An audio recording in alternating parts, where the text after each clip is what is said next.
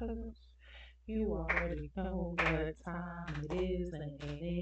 Animated horror story. Animated horror story.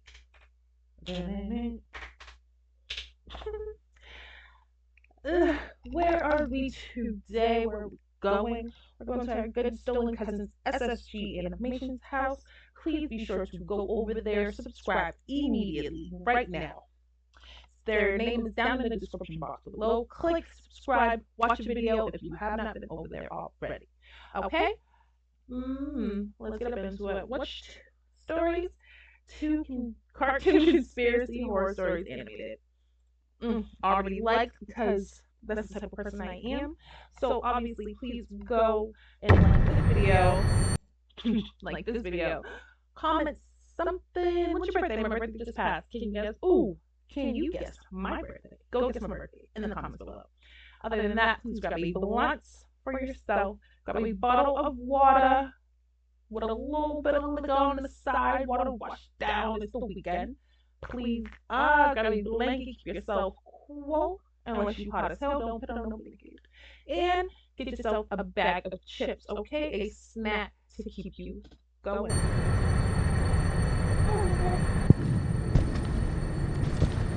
Ed and Eddie? What are you doing with Ed? Double D! I'm about to find you!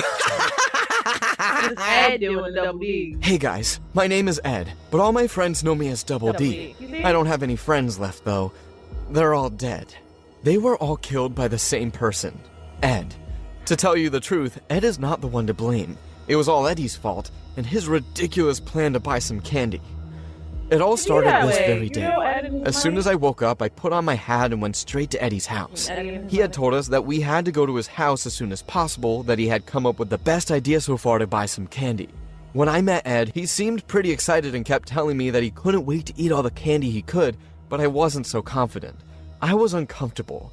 I didn't know what Eddie's plan was going to be, but as usual, I was sure it was going to suck, and I was very scared of how it would end. Once we arrived at Eddie's house, he opened the door to the house and began to tell us his plan. What could I say? It was all he had that could happen. According to Eddie, all plans failed because we were the most hated kids in the neighborhood. But what could happen if we used that to our advantage? What could happen if instead of ripping them off and taking their money, we gave them just what they were looking for? Until that moment, I didn't know what Eddie could be referring to with this, but just by looking at his macabre, ambitious, and sinister face while rubbing his hands together, I could tell that this was something bad. Once he told us his plan, I flatly refused. Eddie planned to put Ed in a cage and charge the rest of the neighborhood kids to throw bread at him.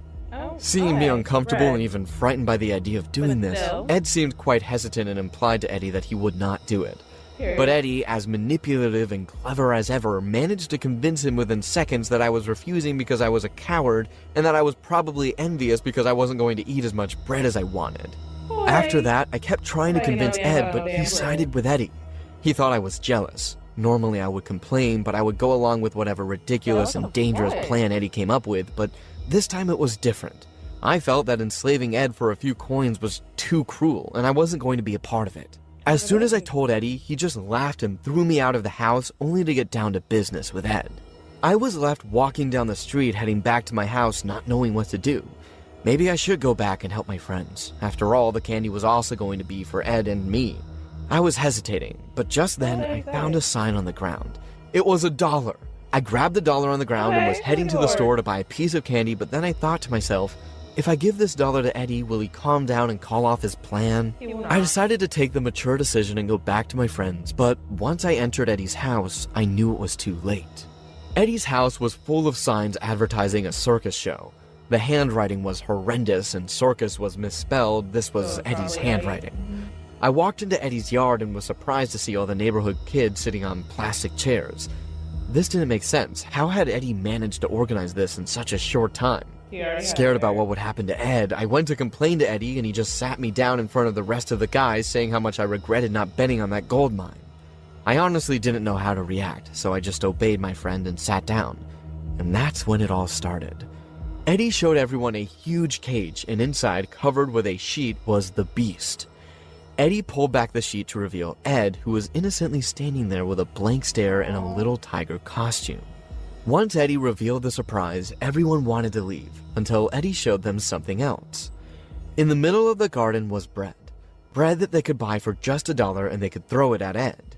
Everyone was a little hesitant until Sarah, Ed's sister, gave a big smile and bought a piece of bread, which she shared with Jimmy, and they both started throwing bread at Ed. Quickly, everyone was having fun throwing bread at Ed, who was running around desperate, grabbing and eating as much bread as he could. Eddie was happy grabbing the money, and I thought maybe it wasn't all that bad. Okay. But Eddie had to up the ante. Kevin angrily approached him to tell him he was out of bread, and Eddie offered him something else, but for $2. Eggs. Kevin happily bought them, and within seconds, everyone was mimicking him. All the eggs were hitting Ed, who no longer looked happy at all. No, He wasn't eating them, right. and every egg hit him with the eggs was scaring him more and more. He asked Eddie to stop them, but Eddie ignored him while he counted his money. Ed began to react badly to each egg. He was scared, trying to cover himself from all the eggs, and in a matter of seconds, he fell to the ground crying, begging all the guys to stop. They were all laughing, roughing up Ed. Enough was enough. I told Eddie that he had to stop, to which he laughed and told me I had to relax, offering me a free egg. I told the rest of the guys to stop, but they ignored me, throwing eggs at him with more and more violence. When the eggs ran out, Eddie made it even worse. He put garbage from a nearby trash can on the table, charging $3 to grab it. Everyone was having fun and spending their money while I didn't know what to do. I knew I had to free Ed, but I was too afraid. What I wasn't realizing at the time was that I was right to be afraid, but for a different reason. Out of absolute nowhere, Ed gave a battle roar and threw the cage at full force. He was very dirty and still had tears streaming down his face, and everyone was laughing at him. I think at that moment I was the only one to get a good look at his face. Ed was furious. Furious like I had never seen him before. His eyes were red and blood was coming out of them. His teeth gnashed together and his fists were clenched. Something bad was about to happen. Kevin approached Ed in a threatening manner, sneering as he said he was going to beat him up to calm him down. Ed didn't respond but stared him down. In a matter of seconds, Ed lunged on top of Kevin and gave him a huge bite to the neck. Kevin lost consciousness immediately and died on the spot. That was only the beginning of what was to come. Everyone ran in desperation, while Ed hunted everyone down one by one with a huge knife he found in the kitchen. A few escaped, but those who didn't manage to escape in time remained locked in the house, because Ed locked the house. While all this was going on, it occurred to me to go and hide in Eddie's room. I was about to reach Eddie's room, but in the corridor I found both of them. Ed and Eddie were face to face. Eddie was locked up against the wall, and Ed was slowly approaching with his knife. Eddie was begging for mercy and trying to negotiate with him. He showed him all the money he had earned and offered him half. Ed ignored him. Eddie relented and gave him all the money, and this time Ed accepted it. Eddie seemed to calm down, but Ed grabbed all of Eddie's money and put it in his mouth, putting his hand deeper and deeper into his throat. Eddie was choking, and in his moment of panic, Ed plunged his knife into his neck. If you didn't like your blunts already, this is the time. This is the time. Because why would Eddie be doing that? He was always doing shit to Ed. Ed and Double D. Always doing stuff to him to make some coin. So this does really give realistic, because Ed was always, Eddie was always doing some shit for some mucka. He wanted some money. He loved some money.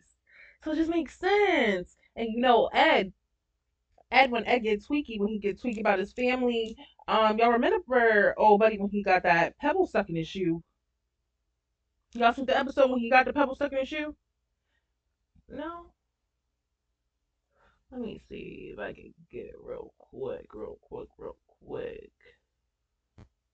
Little side quest.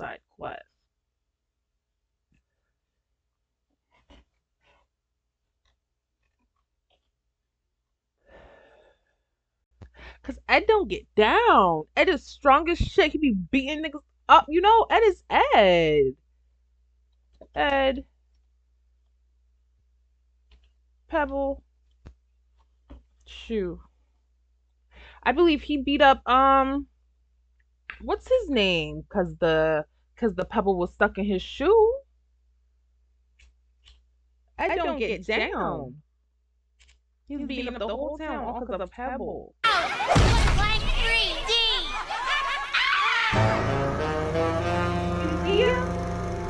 Ed, is something the matter? Well, look who decided to join us. Ed, what's the matter with you? Everybody's about to Away with you, unwanted pesterers! Ed! Don't get You listen to me, mister. You can't kick me out. I live here too. Said, bitch, shut that up. Sarah said, oh. Okay. Because if you know Sarah got the man. She be beating everybody up. You torment me! Knock it. Touch me again and I will squash you! Try this. Pebble. Get a pebble in his shoe. In the Not marrow. Kevin. Smashing heads. Let's fuck your turkey. Pick that up, mister. Where are you talking? How about I lay an egg?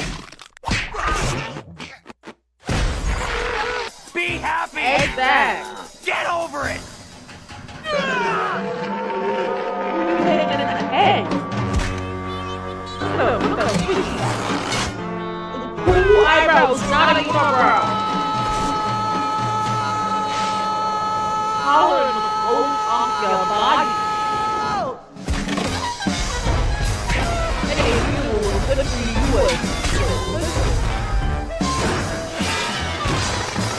you. Eating flies.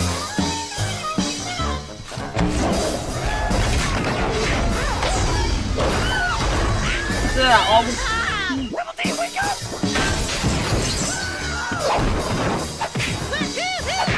Right on. I want to be alone! Give me flank back, you meanie. No, Ed, no, don't do it, no, don't do it. Pebble. You see that pebble? You see that pebble? Look at boy, look at boy. Ed is happy once more! All because he had a pebble in his shoe. His shoe. He was upset over his shoe. So I don't know why you would lock him in the cage, throw bread at him. You know the bread made him happy. Boom, he was cool. Eggs, if he said stop, when Eggs said stop, you better stop. And began to pull it down to his belly. Seeing this, he fell to the ground crying, not understanding what was happening. Ed dropped You Eddie's corpse, understand. turned around, and looked at me with a smile. His eyes were red and his look was unrecognizable. It was as if he was someone else. Poor Ed. When he saw me, he came up to me, laughing. I asked him to leave, but he wouldn't listen to me. He was completely out of it. All I could do was run to Eddie's room and hide in his closet. And here I am now. Ed knows where I am. He's getting closer and closer. I feel like I can't do anything to defend myself against him. I think I'm already dead. No one can save me from this. All I can think about is how I ruined everything. This was all Eddie's fault, but it was also mine. I should have defended Ed. I should have stopped Eddie, but my fear paralyzed me, and now I will pay the consequences. That was good. You should have stopped Eddie. Hello, my name is Adam, and I have to tell you about the time I met Hell. What cartoon? At that time, I was doing masonry work for a small company. Normally, I worked in the city, but that day, my boss sent me to a new place. This time, I had to go to a small house in the middle of nowhere, Courage? a place that had a good reputation to its name. The trip was quite long and annoying. I didn't understand what a family could be doing in a place so far away. Once I arrived, everything looked much worse than I expected. The house was made of wood and looked almost destroyed. The barn was unusable, and the mill seemed to be working perfectly, even though it was very old. As I entered the house, I saw that there was a doghouse outside. Having a dog in such a remote location, I thought it was going to be hostile, so I approached carefully. I knocked on the door of the house and was greeted by a nice lady in a yellow dress. Behind her was the dog, but to my surprise, it wasn't aggressive at all. The dog with a strange pink color looked at me with a lot of fear behind the lady in yellow. The one who was hostile was the lady's husband, who was in crutches staring at me from the seat in front of the TV. I was a little taken aback by the man's stare. He may have had glasses, but I could still recognize that he was looking at me with hatred and resentment that I'd never seen anyone look at me with before. But then again, I knew his type. He could be hostile and look at me aggressively, but this man was as fragile and harmless as a leaf. The woman introduced herself as Muriel, and the man's name was Eustace. I had been called to fix part of the wall upstairs. Eustace had tried to fix it, but he fell and broke his leg, so I had to be called up against the old man's wishes. As I was going upstairs, I noticed the dog trying to approach me. The dog's name was Courage, and he seemed quite shy. But when he saw me coming up the stairs, something in his attitude had changed. He didn't seem so shy anymore. He approached me nervously and started barking, looking upstairs. I'd never seen such an expressive dog. His face reflected genuine and intense fear.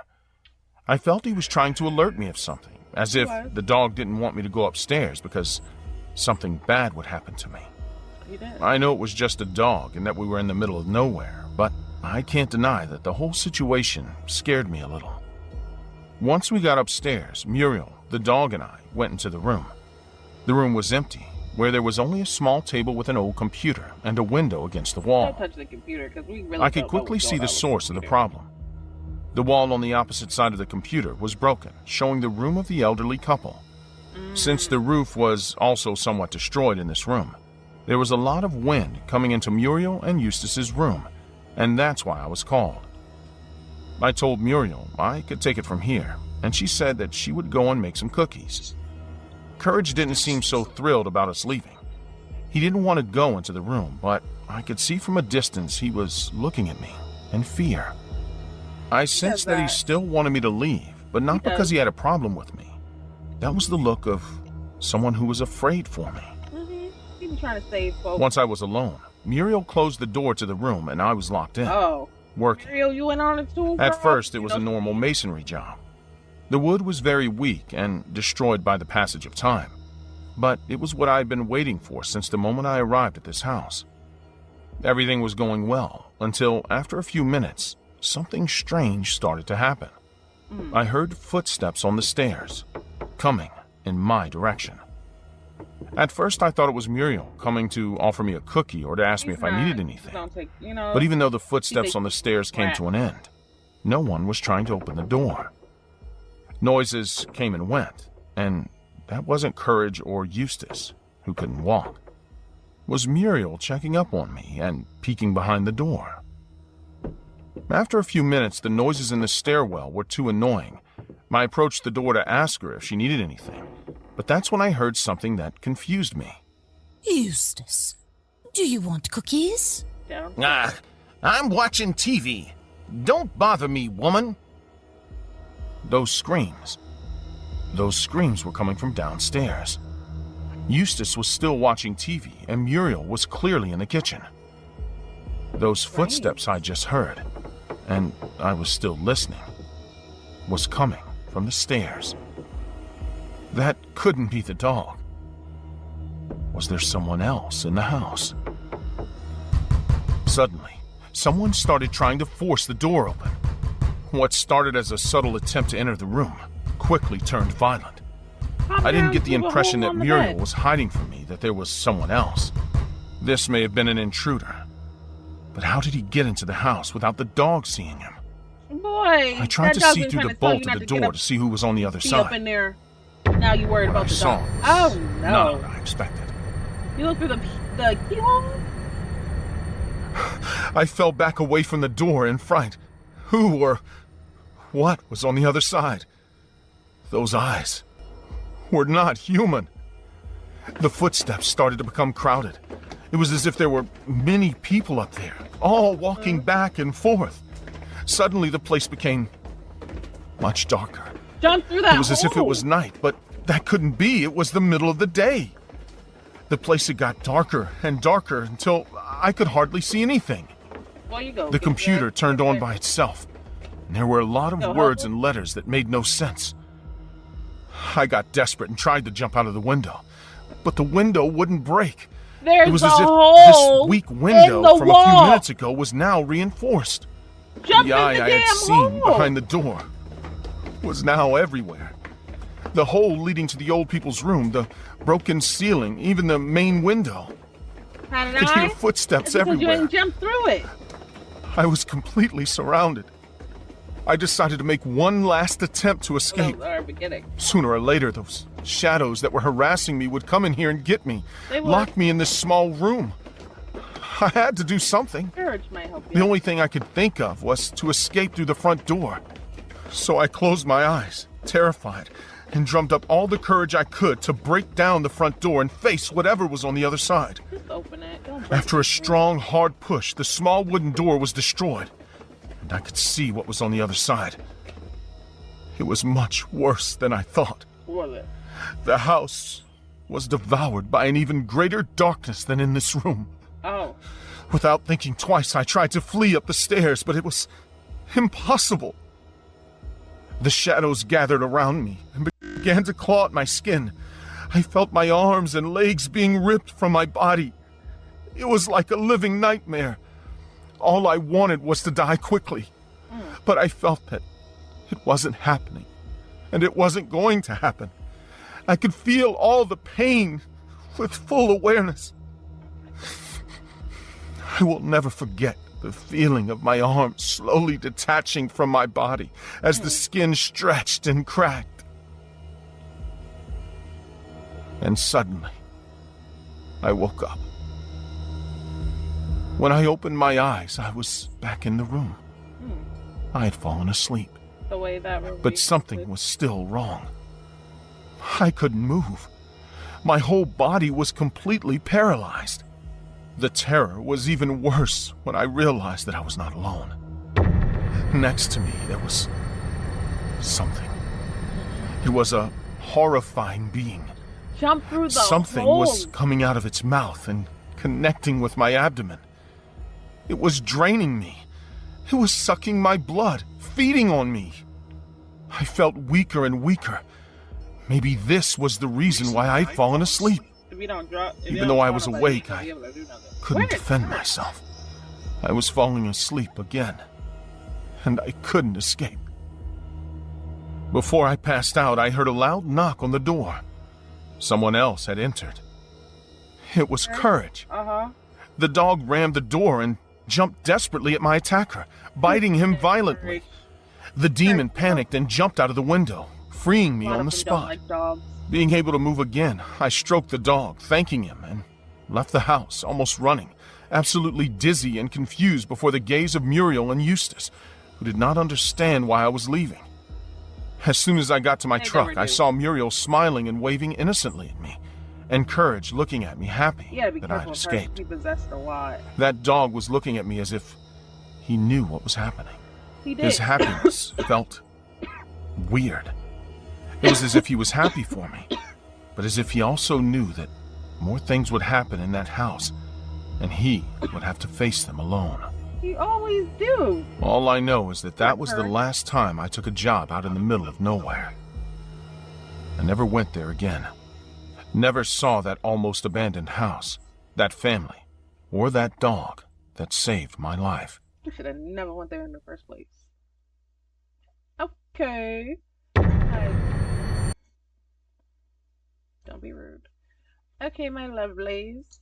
Let me know how you guys felt about this video. And until next time, you see, I think I'm getting hot. See the buttons?